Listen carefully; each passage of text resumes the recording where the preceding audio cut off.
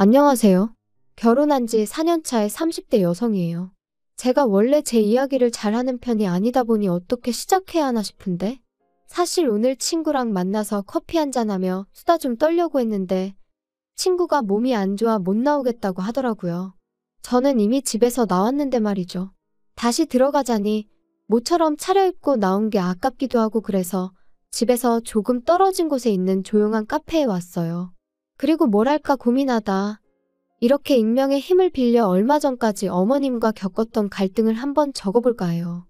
지금은 어느 정도 상황이 정리되었긴 하지만요. 아무튼 가벼운 마음으로 들어주시면 감사하겠습니다. 이렇게 말하면 좀 철없게 들릴 것도 같은데 20대 때는 당연히 30대에는 결혼해 있을 줄 알았고 30이 넘은 직후에도 마음만 먹으면 금방이고 할 수 있을 줄 알았어요. 그런데 34이 넘어가고 주변을 둘러보니 어느새 대부분의 친구들은 다 결혼했고 심지어 아이도 한둘은 있는 거예요. 그리고 그제서야 제가 너무 안일했구나 싶으면서 그때부턴 빨리 결혼해야겠다는 마음으로 소개팅을 하기 시작했는데 인연을 만난다는 게 밀린 숙제하듯 몰아서 한다고 되는 일이 아니더라고요. 그래서 결국 1년 정도 지난 후에는 한마디로 에라 모르겠다 어떻게든 되겠지 하고 마음을 접으려고 했거든요. 그런데 딱 그 시기에 아는 언니가 자기 후배라며 한번 만나보라고 지금의 남편을 소개시켜주대요. 정말 괜찮은 사람이라고 자기를 한번 믿어보라며 말이죠. 그래서 마지막이다 생각하고 나간 자리였습니다.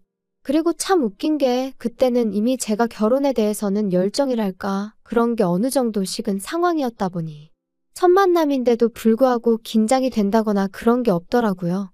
말도 술술 잘 나오고 그리고 남편이 말하길 자기도 원래 낯을 꾀가리는 성격이라 걱정이 많았는데 제가 너무 편하게 대해주니까 좋았다나요? 아무튼 첫 만남이 그렇게 된 거였고 이후로는 누가 먼저랄 것 없이 연락을 주고받다가 자연스럽게 연인 사이로 발전하게 되었죠. 둘 다 나이가 적지 않다 보니 확신이 있는데 못하러 시간을 끄냐며 알게 된 지 1년 3개월 만에 결혼도 했고요. 하지만 남편과의 결혼 생활은 생각만큼 쉽지만은 않았습니다. 그건 바로 끝도 없이 무언가를 바라시는 시부모님과 그런 시부모님께 딱 잘라 입장을 밝히지 못하는 남편의 우유부단한 성격 때문이었죠. 일단 저는 결혼 전에 시부모님하고는 딱 2번 만난 게 전부였어요. 그리고 그 2번마저도 처음 결혼 허락을 받기 위해 시댁에 인사를 드리러 갔던 날과 상견례 날이었다 보니 솔직히 시부모님이 어떤 분들인지 파악할 여유 따위는 없었거든요.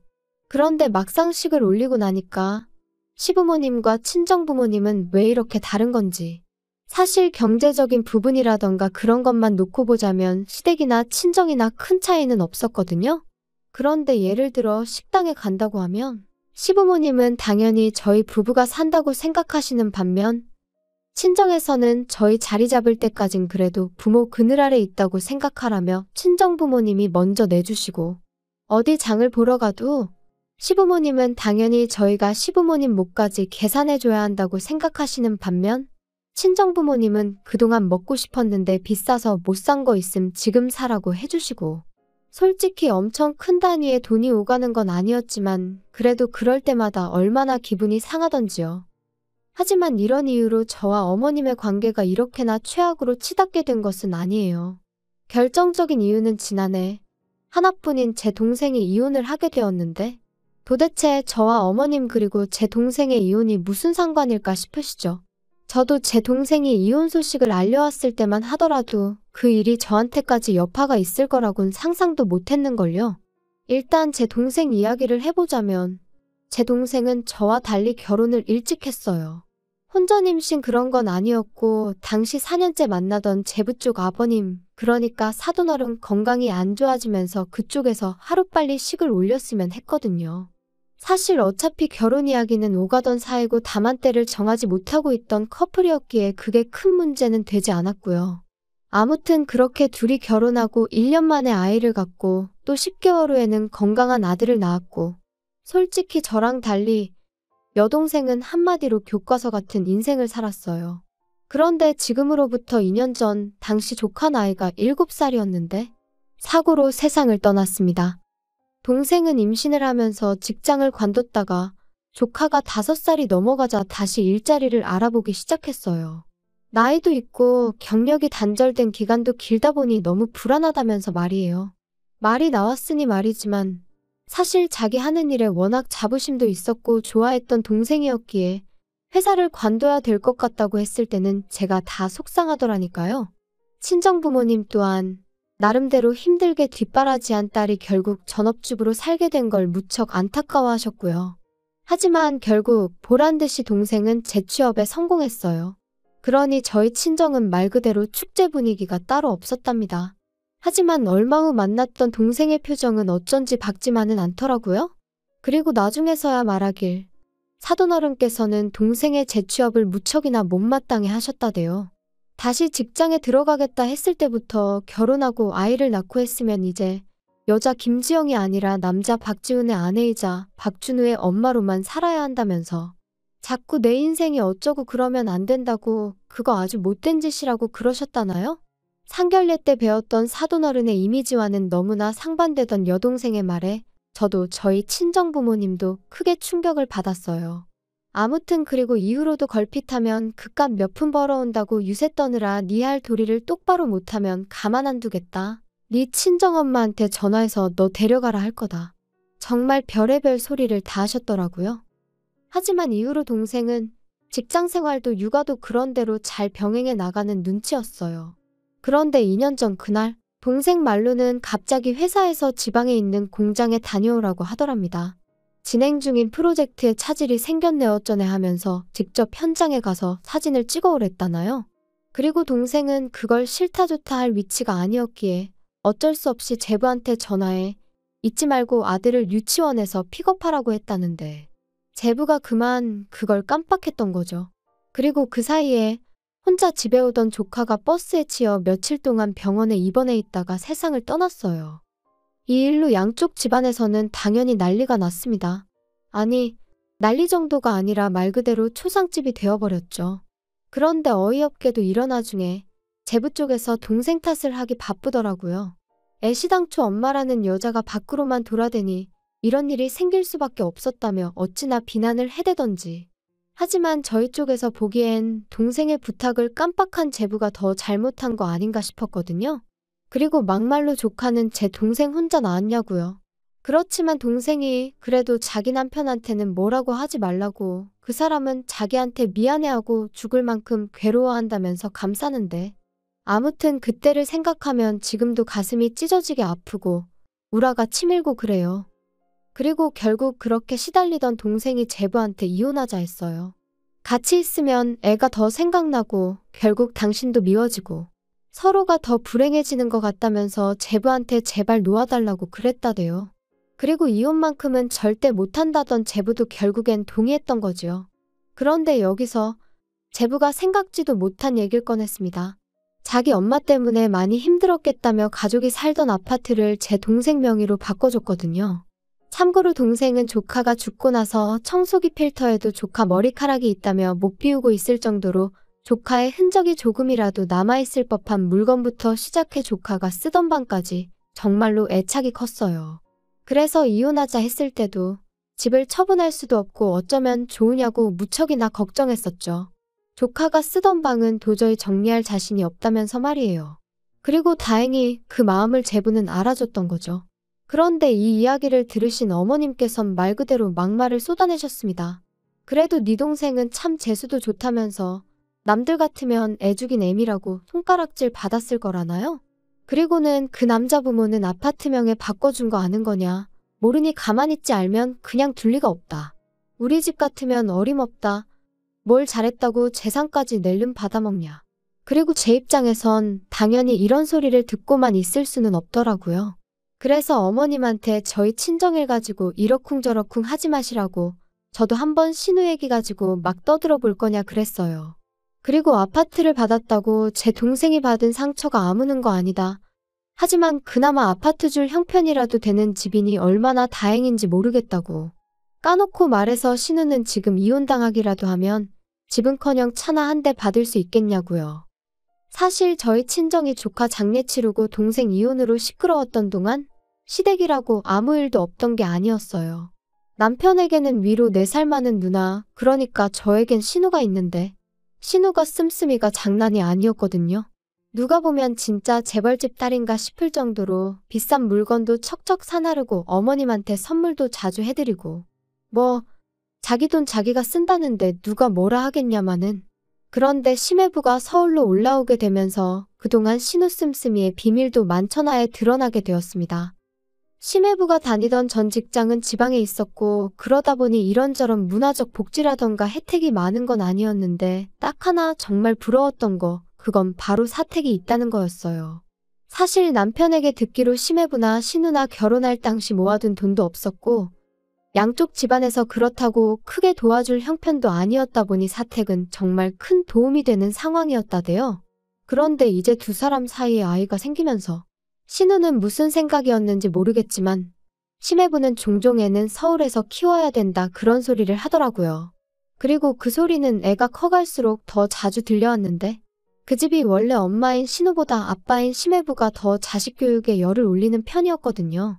아무튼 그래서 심해부가 서울에 올라오고 싶은가 보다 올라오겠구나 싶더니 기어이 서울에 있는 회사로 이직에 성공했다면서 두 달 안에 이사를 온다는 거예요. 그리고는 신우더러 그동안 모아놓은 돈에 대출받아 전세라도 구하게 알아보라 했던 건데 문제는 심해부의 생각과 달리 신우는 한 푼도 모아놓지 않고 그동안 심해부가 벌어다 준 돈을 다 써버렸던 거였죠. 신우는 자기 이러다 이혼당한다며 하루가 멀다 하고 어머님한테 연락을 해대는 눈치였어요. 그리고 그렇게 어머님이 내리받은 스트레스는 고스란히 저희 남편한테 전달되어졌죠. 어머님께선 이러다 네 누나 이혼당하면 어쩔 거냐고 가만히 보고만 있을 거냐 네 누나가 얼마나 너한테 잘했냐 하시며 남편을 들들 볶으셨는데 사실 신우가 얼마나 저희한테 잘해준 건 없어요. 저는 싫다고 필요 없다고 하는데도 자기가 쓰다 질려버린 명품백을 준다던가 심해부가 안 입는다며 비싼 옷을 남편에게 가져다주는 일이 몇 번 있긴 했지만 솔직히 고맙기는커녕 부담스럽고 짐스러워서 돌려준 지 오래였으니까요. 아무튼 이런 식으로 몇 번 통화가 오가더니 하루는 어쩐 일로 어머님이 남편이 아닌 저한테 연락을 해오셨어요. 그리고는 당신 아들하고는 대화가 안 통한다며 저랑 얘기를 하셔야겠다 하시더니 정말로 저희 집에 오셨습니다. 그리고 사람이 직감이라는 게 있으니까 잘은 몰라도 제가 듣고 싶은 소리는 아니겠구나 싶대요. 그래서 솔직히 뭔진 몰라도 일단 무조건 거절하겠다는 마음으로 어머님과 마주 앉았는데 어머님 말씀은 제 예상을 훨씬 뛰어넘는 것이었어요. 제 동생 이야기를 꺼내시면서 거기서 동생이 혼자 살지 않냐 하시더니 그러지 말고 그 집을 신우한테 잠깐이라도 내주면 안 되겠냐셨거든요. 어차피 제 동생은 이참에 친정에 가 있게 하라는 나름대로 대안까지 제시하시면서 말이죠. 어이가 없어서 제가 그게 말이 되냐 제발 상식선에서 얘기 좀 하시라고 화를 냈어요. 제 동생이 그냥 혼자 그 집에 살고 있는 게 아니고 상황이 상황인지라 그러고 있는 건데 하지만 이후로도 저는 도무지 화를 삭힐 수가 없어서 도대체 사람이 어떤 식으로 뒤틀리면 생각을 그런 식으로 할 수 있는 거냐고 따졌습니다. 그랬더니 어머님이 말씀하시길 죽은 사람 바짓가랭이 붙들고 늘어진다고 돌아오는 거 아니라면서 산 사람이라도 제대로 살아야 하지 않겠냐. 제 동생에게 있었던 일은 안타깝지만 신우까지 네 동생처럼 살았으면 좋겠는 건 아닐 거 아니냐. 네가 나서서 도와주지 않으면 네 신우 이혼당하게 생겼다. 저는 어머님한테 한마디만 더 하시라고 그럼 그땐 저도 가만 안 있겠다 했어요. 제 동생 일은 말 그대로 사고였지만 신우가 그렇게 생각 없이 돈 써댄 건 자기가 작정하고 한 일이니 비교할 바가 못 된다고. 그리고는 어머님도 신우한테 그렇게 받아쓰실 때 이런 날이 올 거 생각 못 하셨냐 받아쳤죠. 그랬더니 어머님이 지금 제가 당신을 취조하는 거냐며 소리를 지르시곤 아무튼 제 동생한테 말 잘하랍니다. 안 그러면 신우가 이혼당하기 전에 저부터 남편 그러니까 어머님 아들하고 이혼하게 만들겠다면서 말이죠. 기도 안 차고 어이없는 어머님의 말씀에 신우한테 전화를 걸었어요. 왜냐하면 저는 적어도 어머님의 억지가 어머님 혼자만의 시나리오인지 아니면 신우랑 혹은 제 남편까지 같이 이야기가 된 건지 궁금했거든요. 이후로 몇 번의 신호음이 울리고 신우가 전화를 받았습니다. 안부를 묻는다던가 떠본다던가 그러고 싶은 마음도 아니었기에 단도직입적으로 물었어요. 어머님이 제 동생 집을 형님한테 내주라고 막무가내로 나오시던데 어떻게 생각하시냐고요? 그랬더니 신우가 말 나왔으니 자기도 한마디 하겠다면서 요즘 저출산이라고 뉴스에서 매일 나오는 거 알지? 그러니까 나처럼 애 키우는 사람들이 존중받는 사회가 되어야 돼. 더 좋은 환경에 있어야 되고, 사회적인 배려가 필요하다니까? 그리고 우리 엄마나 내가 올케한테 바라는 것도 별거 없어. 솔직히 올케 동생은 이제 애도 없고, 집만 차지하고 있는 거잖아. 그거 사회적으로 되게 안 좋은 거다? 땅도 좁은데 왜 혼자서 그렇게 넓은 데를 차지하고 있냐 이거지. 이기적인 거 아니야? 그리고 내가 키우는 내 아들은 나만의 아들이 아니고 우리 모두의 아들이라니까? 나중에 내 아들이 자라서 세금 내고 하면 그걸로 우리가 받아 쓰는 거니까. 올케 동생도 마찬가지고. 그러니까 소중하게 돌봐줘야 하는데 살 집 하나 못 구해서 내가 이혼이라도 하게 되면 안 되지 않겠어? 무슨 개소리를 그렇게 정성스럽게 논리적인 척 하는지 정말 못 들어주겠더라고요. 그래서 제가 신우더러 형님 이야기 듣고 있으니 형님이 얼마나 멍청하고 뻔뻔한지 그건 확실히 알겠다면서 이혼하는 게 낫겠다고 했어요. 이혼하고 애는 심해부 혼자 키우는 게 애한테 훨씬 도움이 되겠다고요. 형님 같은 사람들 때문에 멀쩡한 애엄마들이 싸잡아서 욕을 먹는 거라고. 진짜 머리가 어떻게 된 거 아니냐고 그러곤 병원이나 가보라 했죠. 그리고 이 통화로 인해 다시 한번 시댁에서는 난리가 났어요. 당연히 신우는 제정신이고 저더러 미친 X라면서 말이죠. 화도 안 나더라고요. 다 그 나물에 그 밥인 걸 알게 되었으니 어이만 없었달까요? 그리고 다행이라고 해야 할지 이런 와중에 저희 남편은 그래도 제 편이었어요. 아니, 솔직히 말하자면 제 편이라기보다는 적어도 어머님이나 신우 편은 안 들더라고요. 제가 그쪽 욕하면 자기가 생각해도 제정신이 아닌 것 같다며 한마디 덧붙여주긴 했고, 그렇지만 그렇다고 그쪽에다 대고 저한테 사과해라 어째라 그런 소리는 또 못하는. 그래서 솔직히 시댁이 재수없어서 남편하고도 이혼해버릴까 그 생각도 안 한 건 아니었는데 일단은 안 하려고요. 사실 남편을 너무 사랑해서 그런 것보다는 동생 일로 친정부모님 속이 얼마나 상하셨겠어요. 그런데 거기다 대고 저도 이혼하게 되었다 그런 말은 차마 못하겠습니다. 할 때 하더라도 지금은 아니다 그런 거지요. 그리고 한편 심해부가 결국 신우가 모아놓은 돈도 없고 심지어 절대 안 된다고 했는데 몰래 골프까지 배워서 필드에 다닌 것도 알게 된 모양이에요. 역시나 예상대로 심해부 입에서 이혼 소리 나왔고 들리는 말로는 재산 빼돌린 걸로 신우랑 어머님을 고소할 거라던데 가족 사이에 가능한 이야기인지는 모르겠지만 어쨌든 볼만하겠다 싶어요. 남의 불행을 보고 즐거워하냐며 혹시 저를 욕하신다면 이건 불행이 아니에요. 자업자득이지요. 아무튼 지금 바라는 건 그저 아무쪼록 하루빨리 동생이 슬픔에서 벗어날 수 있었으면 좋겠다는 거예요. 그리고 남의 불행을 파헤치며 거기서 어떻게든 자기 입속을 차리려던 신우나 어머님한테는 어떤 식으로든 응당 대가를 치르게 될 거라는 말밖에는 할 말이 없네요. 물론 동생하고 신우를 보고 있자니 사람이 착하게 산다고 늘 좋은 일만 있는 것도 아니고 못되게 산다고 늘 안 좋은 일만 있는 것 같지도 않다는 거지만요. 그래도 물론 결국 착하게 사는 게 정답이겠지요? 제 생활은 둘에 비하면 그다지 유별날 것도 없고 평범한 듯하니 불평불만 없이 감사하는 마음으로 살아야 하는 건지 아무튼 생각이 많아지는 요즘입니다.